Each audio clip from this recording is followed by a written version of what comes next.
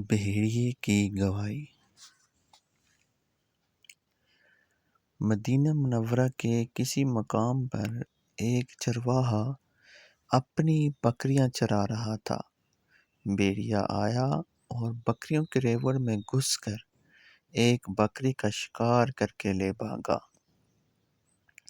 چرواہے نے اس بھیڑیے کا تعاقب کیا اور بکری چھڑا لی۔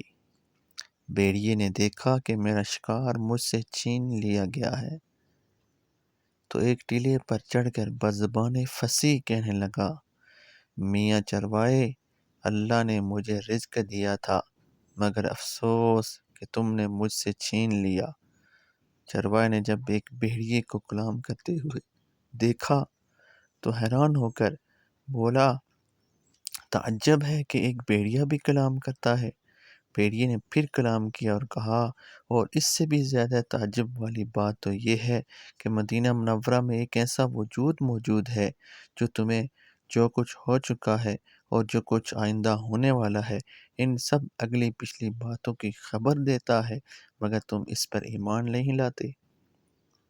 چرواہا جو یہودی تھا، بھیڑیے کی اس گواہی کو سن کر بڑا متاثر ہوا اور بارگاہ رسالت میں حاضر ہو کر مسلمان ہو گیا۔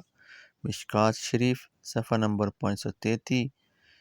ایک جانور بھی جانتا اور مانتا ہے کہ حضور صلی اللہ علیہ وسلم ہر گزری ہوئی اور ہر ہونے والی بات کو جانتے ہیں۔ اگر آپ کو ہماری یہ ویڈیو اچھی لگی تو چینل کو سبسکرائب ضرور کریں اور بیل آئیکن کو بھی دبائیں تاکہ آنے والی ویڈیو کا نوٹیفیکیشن آپ کو مل سکے۔